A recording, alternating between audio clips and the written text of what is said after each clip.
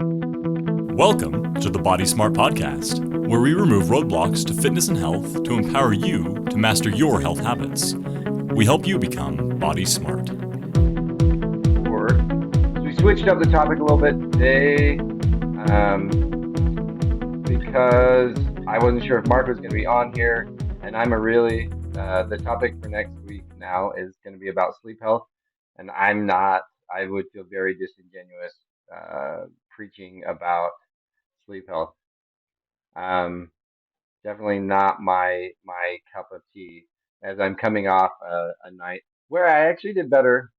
I got about 5.5 hours of sleep. But anyway, so today we want to talk about um, something that I think is really important because injuries and surgery can really set people back and throw them off for like some people for life. They feel like they're broken or that they have bad knees, back, whatever, for the rest of forever.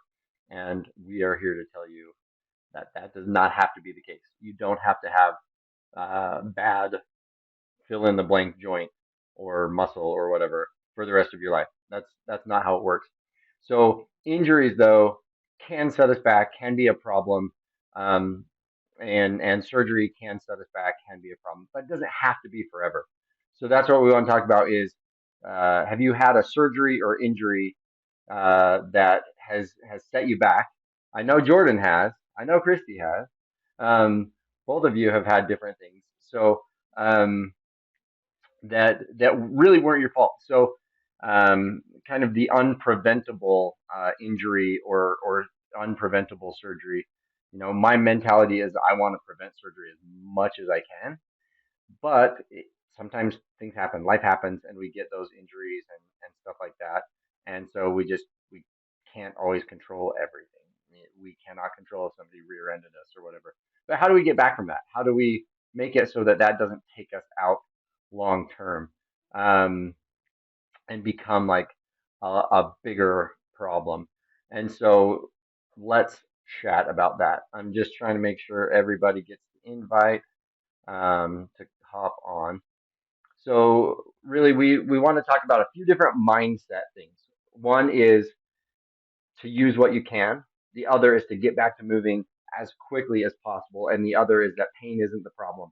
Um, those three different mindsets are so critical to making sure that we stay healthy and that this injury or this surgery that we had doesn't have to take us out forever or be like a life sentence. And so, to me, that is so critical. And so, when we've had an injury, um, what should we do to get back after it? So um, I mentioned a few of you. So I know Christy, and feel free if you've had other things. So feel free to drop that in the comments. Kind of some of the long term stuff or injuries that you couldn't prevent that you've had. I'd love to hear about kind of what the most recent one was for you, Jordan. I know yours, your big one anyway, was the broken leg. Um, and yeah, that's not fun. That's not that doesn't help. You'd be able to get out and be as active and move and do the things that you want to do. And so yeah, I'd love to hear from you guys like what are some of the other things that have happened that maybe could have been a huge setback.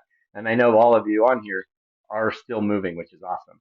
Um, and we want you to have this mentality of how to bounce back and not let it be a lifelong like, oh, that's my bad ankle or that's my bad knee or my bad back from this injury that I had. Really, our bodies heal, and as long as we keep moving, we can get past just about uh, any injury or surgery.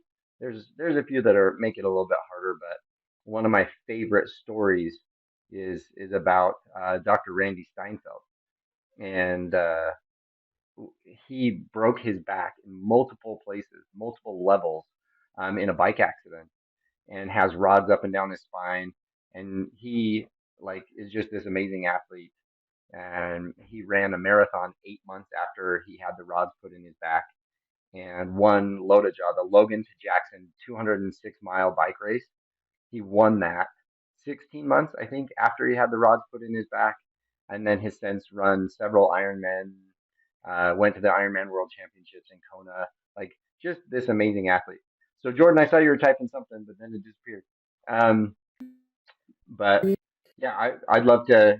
Or so that story of um, Dr. Steinfeld just exemplifies so many things about what he did right to get past that injury.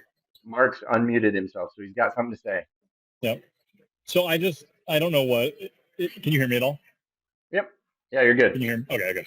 Good. So Jordan, I don't know what your schedule is like or if there's a bunch of people in the clinic right now, but if you have time to jump on and tell a little about your story and some of the things that went well and some of the things that didn't go as well and some things you might have changed, I would love to hear that.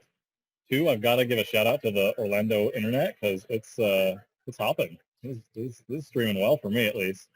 Well, your picture is much more clear than it normally is when you broadcast from home. So yeah, that's good. All right. So um, kind of those mindsets. Then going back to the different mindsets that we feel like you need to have. Oh, here we go. This is what he was probably trying to find. So Jordan had a tib fib fracture. So I'm going to pull up this picture so people can see it on the replay. Check this out. This big, huge fracture right here. That's no bueno. So home remodeling, right? You were doing some home reno stuff, I believe, if I remember the story right. Look at this big. They call that an intramedullary rod. Um, they literally stick that rod down the center of your bone. That's not awesome. Um, and then all these screws and pins and stuff all the way down in the ankle.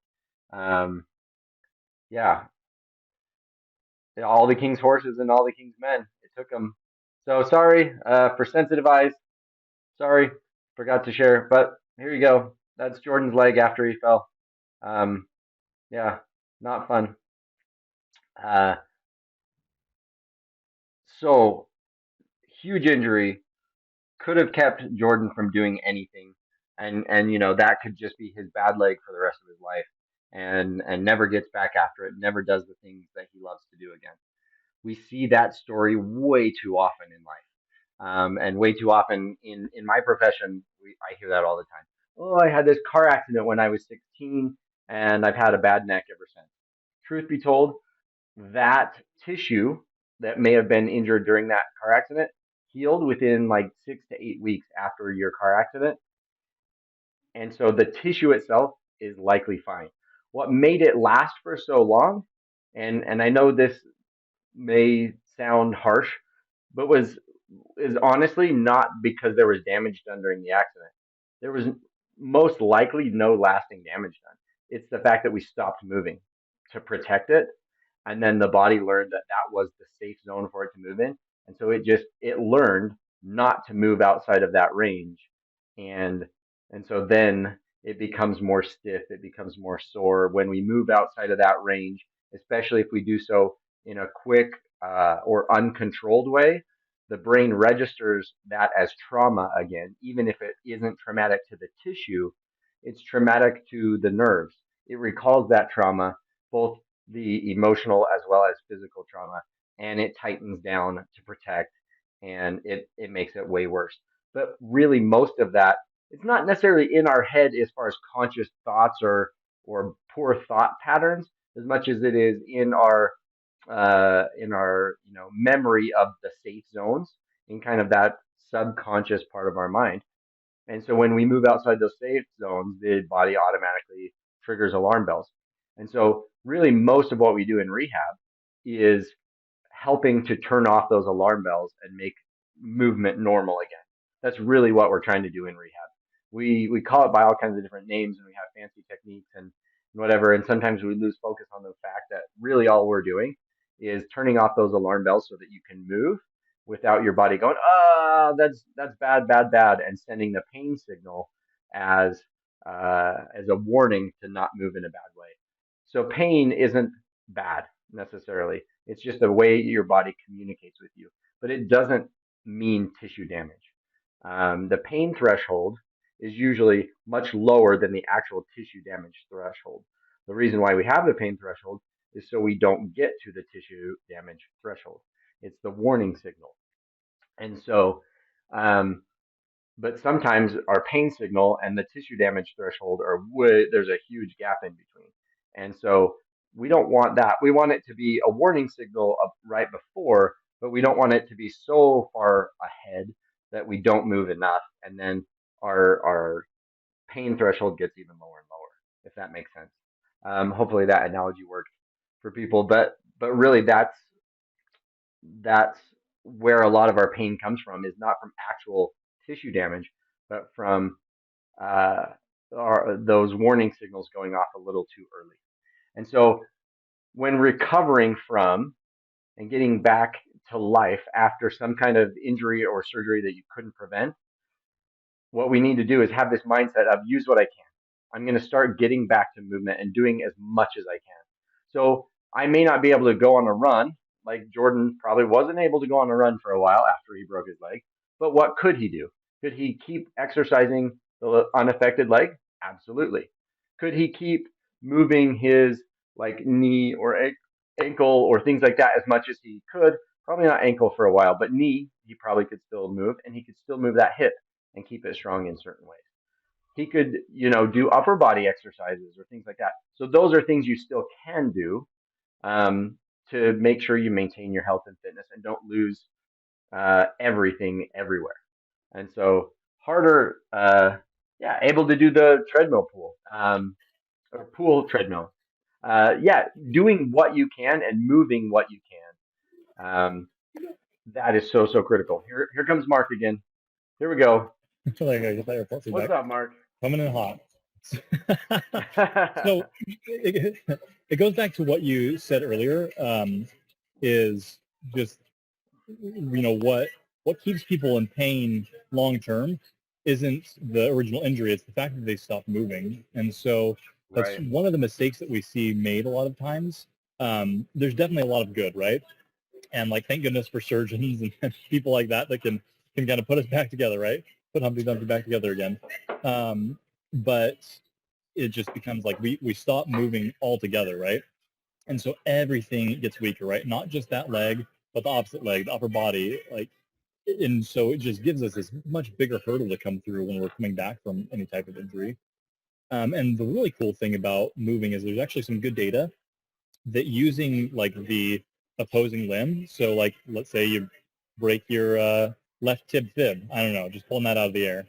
And if you are exercising and moving that right leg, there's actually some overflow effects. So stimulating the muscles on that side can help prevent some of the atrophy that naturally occurs with disuse of that limb. And so all the more reason, right? Like even if you can't move that one, moving the other limbs around there can help that limb to get better and to make it so there's not as big of a hurdle to get over so you can get back to function. But like that mindset about like, okay, like this sucks, this is a setback, but like I'm gonna get better and I know my body can heal, and if I keep moving, the things can get better. That's not just important for surgeries that you can prevent. Like that really holds true in any injury, right? Whether we need surgery or not. Just little by little getting back from there. So like a great example from today. So security took much longer than expected, and I had to run to catch my flight. Like I got in with a minute to spare, en route, little sprain to my ankle, right? Right. Well, literally run because Terminal B is so long at the Salt Lake Airport. So far away. Oh my gosh. I was Right. like, and like carrying my bag and my backpack. I'm just like, oh, oh. I'm sure everyone thought I was crazy right as I was getting there. Anyway, but we talked about this a couple weeks ago on the one that we talked about ankle sprains. But in the past, like I used to just really baby it, like I wouldn't move it, and I knew I'd done it. And so all during the flight, like I was tapping my ankle up and down, doing it in circles, like moving it back and forth, and just trying to keep as much movement as possible. And then after I got off the plane, like just walked around a ton before I got delicious lunch. But anyway, like just kept it moving. because that's one big thing that I've learned. Like if I keep it moving, it doesn't, like, it gets better much quicker. It feels better much quicker. Um, and so I think just having that mindset of knowing that, like, our bodies are made to move, and that, like, yeah, there's going to be some pain, but like Cameron said, it's not necessarily indicative of damage. It's just helping us be more aware of what's going on. Like sometimes it correlates very well with pain, other times it doesn't. And like those times that you're concerned about moving something or what to do, like that is such a great time to like go into the chats or come on here on one of these calls Totally. and get help, so you know exactly what to do, so you don't have to wait around like wondering if you're doing the right thing, wondering, what should I do with this pain. Like that's a great time to come on and ask us and let us help you through whatever it is that comes up. Yeah. So we always talk about relative rest. So you definitely don't want to keep hammering something that's injured the same way, right? You don't want to keep putting too much load on it because that's what caused the injury in the first place. So you don't want to overload it, but you want to keep moving. And so that's where asking for our help if you do have something pop up, like right away, as quickly as possible, when you start to feel that little ache, pain, niggle type thing, that's the best time to reach out and get help because we can nip that in the bud usually really, really quick. We can do what we call relative rest, where we back off of the irritant, but keep moving in ways that allow it to heal and get better and keep you moving so you maintain your health and your fitness without that dropping off. So that's such an important thing, and really rolls into our next mindset. So the first mindset again was use what you can, keep moving. Second mindset is get back to moving, and especially like as close to normal movement patterns as you can, as quickly as you can. So ASAP, because that helps your brain relearn where those alarm bells should be versus where they currently are after the injury. But B, we recover so much faster and so much like more effectively. And so Jordan shares a part of his story where he says that he had a surgeon, and lucky he got a good one because that makes all the difference. He had a surgeon that understood that movement is what heals us and movement is what helps us get better. And long term, for the rest of Jordan's life, having the mindset of being able to move and being capable of movement and whatever was going to serve him better at staying healthier, avoid a lot of the other health complications that could come from feeling like he was broken for the rest of his life. And so he got a good surgeon that let him go on an antelope hunt 2 weeks before he was supposed to even be fully weight bearing. And so I'm sure he had the conversation with Jordan of, hey, look, let pain be your guide. Back off if you need to. If the pain, like it's going to hurt because you haven't used it in this way, you haven't gone hiking and things like that. So there's going to be some pain. It's totally normal to have some pain. That's okay. What you want to do is just make sure that pain doesn't get worse, that it's not increasing, or that you're not paying for it worse afterward. After the hike is over, when you're laying down in your bed at night, if it's 10 out of 10 all of a sudden, then we overdid it. That's a problem. But if it's hurting a 4 out of 10 pain kind of already, and then you go on this hike and whatever, and it's still a 4 out of 10 pain, well, then no harm was done. Just because it hurts with every step doesn't necessarily mean harm. Most of that hurt is actually just your body saying, hey, this is still an issue. This is still an issue. Don't push too hard. This is still an issue. So that's fine. If that's the only message, if it's what we call predictable pain, then we're good. That doesn't mean that tissue damage is happening. It just means that your body is letting you know that this is still a problem. Don't push too hard. Okay, great. I can lean into that pain and say, okay, I'm going to keep using you though. So I want you to move that alarm bell to where the actual closer to where the actual tissue damage line is. And so using it like that as fast as possible, and getting back to normal movement as quickly as possible really is so critical in getting over things fast. And so that is such a key thing. And I'm so glad that Jordan had the right surgeon, because now Jordan has run, ultra marathons, like really long distance, long time on his feet activities. Um, and you never feel great after a 50-mile event or things like that. But he's been able to do those things uh, without lasting repercussions from that sprain or from that. Well, it was as severe as a sprain gets when you have the tib-fib fracture. But from that fracture and that trauma and everything, to be able to go and do an event like that just is so awesome, and it tells me that he had some really good care and got some of the right messages early enough on that he didn't feel like he was broken forever. And maybe that's just part of his personality too, which I love, because it's really the right way to treat it. So pain is not the enemy. That's that third mindset. Pain isn't the enemy. It's just a communication tool from your body. And so we need the pain, so that we keep ourselves safe and things like that. But we want the predictable pain versus the unpredictable pain. Unpredictable pain, pain that's really sharp and stabby, pain that you know comes and goes uh, from like certain things that we do cause this intense pain. We want to avoid those activities and see, like, can I do something really similar to that and it doesn't hurt. So if it hurts with a lunge, then maybe we don't lunge that way that causes that sharp pain every time we get so deep into that lunge. But maybe we can do a more shallow lunge that doesn't hurt. Or I can change up my lunge form a little bit to shift the load more to the glute. So lean forward a little bit more in your lunge so that you feel it more in your glute, and then it's not that sharp stab in the knee. Perfect. Those are ways that we can modify. Or maybe we start with a squat instead of a lunge. Um, just mixing up the way we apply that load or the way we do that activity. So maybe running, for whatever reason, is keeping things flared up, and if I go on a run, it makes it angry. But I can do a hike, and so maybe I hike with a backpack to increase that load a little bit, and see if I can keep it moving in that way, and then just try some up tempo, where we go a little bit harder, some light jogs and things like that, to where um, we keep it in that predictable pain range, but we keep moving and we keep using it, so that it doesn't set us back. It doesn't have to take us out from all fitness.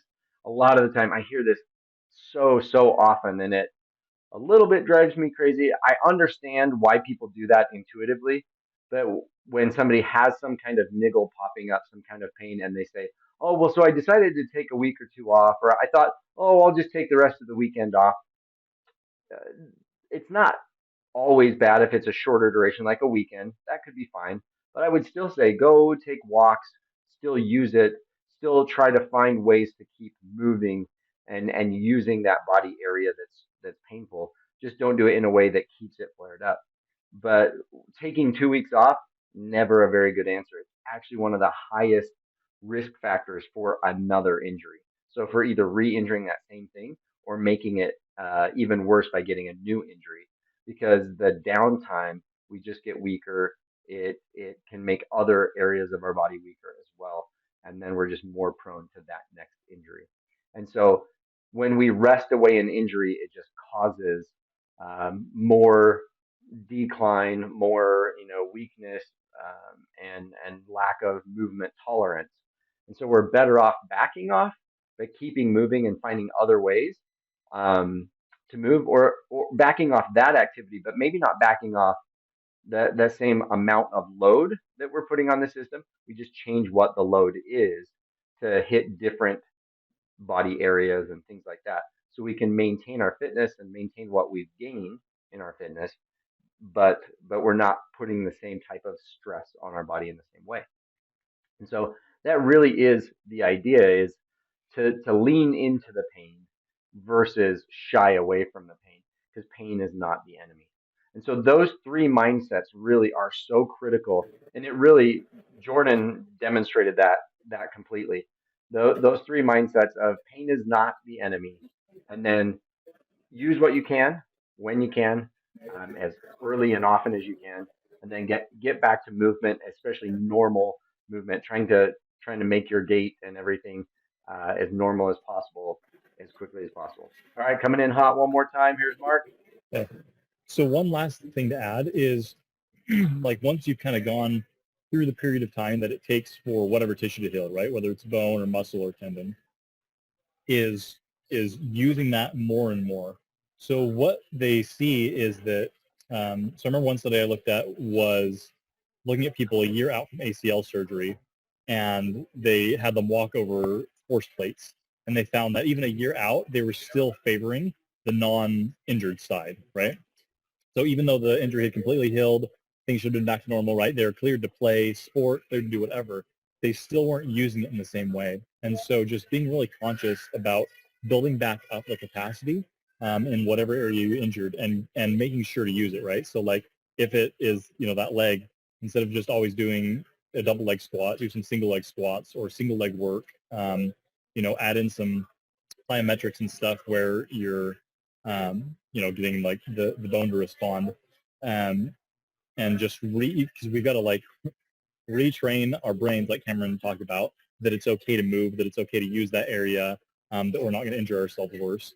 Because what we want to do is not just get back to where we were before, we want to get stronger and more robust and more resilient than we were before, so that we don't run into that issue where we re-injure the same area again and again and again. Like it's all, but we've got to use it, and we've got to just trust that it'll be okay. And so like that doesn't mean you have to go all out, but you can just expose whatever area to a little bit more load, to a little bit more challenge, to a little bit more variability over time. And then little by little, you build that back and get back even stronger than you initially went into it. Right. Because, if we don't do that, honestly, we wind up causing not only that problem, but we can make other problems even bigger. So I call that training into your next injury, or I guess detraining into your next injury. That's what we see. If you don't kind of lean into that pain, we wind up just leading ourselves right into the next injury. So by still having that limp a year later, because we're not quite using it the same way, that shifts the load onto new things that may not be ready for that, and there's our next injury. And so, trying to get back to what we feel like is normal movement as early as possible is so critical. So those mentalities, those mindsets really are what are going to help people get over that injury. Honestly, there's no such thing as your bad knee or your bad ankle or things like that. We hear that a lot in rehab, that people talk that way about their knee that they had surgery on. I try to eliminate that with people even who have had like total knee surgery or total shoulder surgery or things. It's not your bad shoulder. Actually, that's your good shoulder. It's brand new, and it's made of steel. It's a pretty good shoulder if you ask me. Like, or a pretty good knee. It's a lot harder to hurt now than it was before. That's a great knee. And so even when we have the extremes of a total joint replacement, it doesn't have to be your bad body area. You can get back to moving and doing all the things that you want to do. People are running marathons or playing pro tennis. Shannon and I just watched a documentary about Andy Murray, one of the greatest tennis players of our time, often considered in the big four. So we obviously the big three of Federer, Nadal, and Djokovic. But Andy Murray is just kind of right on the cusp of that. And honestly, if it weren't for the other guys, he'd be one of the greatest of all time. But he just had a hip replacement at like 32 or whatever, total hip. He's back to playing pro tennis. It doesn't have to be the bad limb or the bad area just because we injured it. You can get over that. You can keep moving and really function like normal again. And so it just takes those right mindsets and getting back after it early on. So hopefully that was helpful. Definitely a soapbox conversation for me. This is something I preach and preach and preach, and I think is so important that we understand what pain is, where it comes from, and how to handle it so it doesn't set us back, that it can actually be a springboard to moving forward and getting more healthy. So thanks so much for joining us on the call. I better cut myself off or I can go on forever about this. But thanks so much, and we look forward to seeing you on the next call. We always love it when you guys participate. It's fun to hear more about Jordan's story. Wish we had time for everybody's story. So thanks so much again, and we'll see you on the next one. Thanks for listening to the Body Smart Podcast.